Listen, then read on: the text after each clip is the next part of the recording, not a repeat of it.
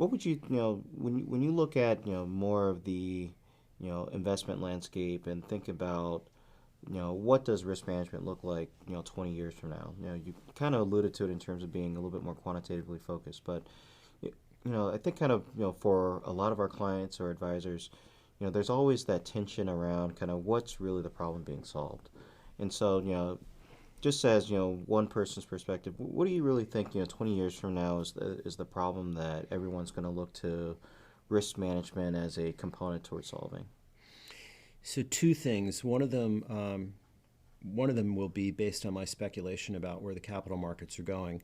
The other one is just purely an engineering issue. Hmm. Um, so from a pure engineering issue, risk management going forward, what needs to be done, and I think you guys actually are kind of headed right down this path and pretty far down the path, but a lot of other shops that I work with aren't, is making the connection between the risk structure of the portfolio and what the client's requirements are, Hmm. as defined as an example from a client profiling system, right? Yeah.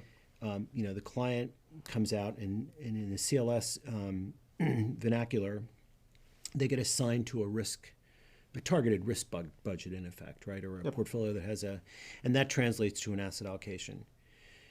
Where I see the rest of the industry, and I said, you guys are kind of heading this direction in a good way, is now you got to make that portfolio actually behave in concert with that expectation that the client has.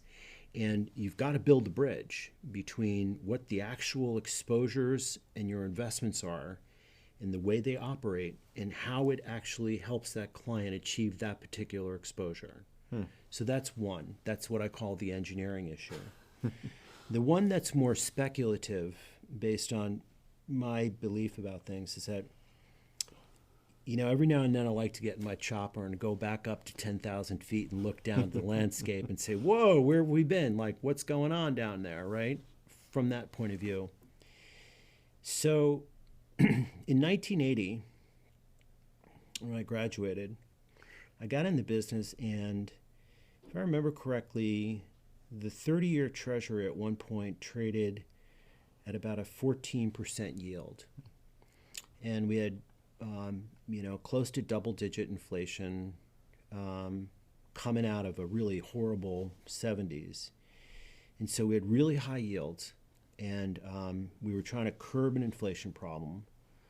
And the administration at the time, Reagan stepped in and said to Volcker, shut this down so we can shut down inflation.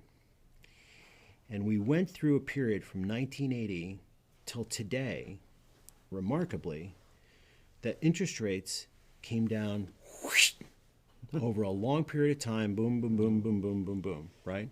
And I'll give you the answer in a couple seconds, but understand at the 10,000 foot level, when you're in this environment where rates came down over that prolonged period of time, it's actually been very good for the capital markets overall. Obviously, if you'd own a bond that was yielding 14% in 1980, other than the fact that it would have matured, you actually would have made a lot of money on it, right? But it's also been good for the equity markets. Obviously, those yields coming down, and we've had tremendous growth in the equity markets. Yes, we've had coughs up and down, but generally speaking, it's been really good. Mm-hmm. So, looking forward, now we're in a position where people have accumulated a lot of wealth. And investors, probably some of them would admit, they actually have more wealth than they thought they would have at this point if they've been in the investment markets for 20 to 30 years. The thing that concerns me the most is what happens now going forward. Because now that 10-year, right, which is now the benchmark, is 170 or 160, whatever the yield is today, right? Mm-hmm. And could it go down to zero? Doubtful.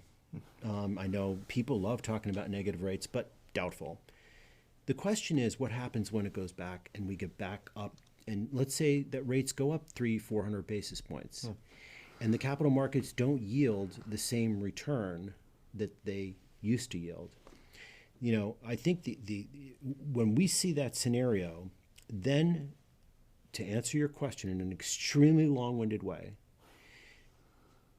when we see that, we're now going to be also concerned about managing risk as, do I have enough money to retire? Do I have enough money to fund my lifestyle?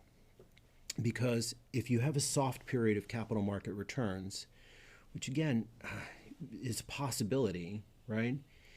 Then you have to ask yourself, okay, and if we have a whiff of inflation on top of it, which erodes the purchasing power of what you have, then we're also going to see, I'm speculating, in the 5 to 10 year time frame, people also starting to worry about risk being this dimension of, does the client actually have the right amount of assets to carry them for wherever length of time they need to go, to rely on that savings block that they've got. So those are my two thoughts about where risk is. Like I said, one's kind of speculative, the other one's an engineering issue.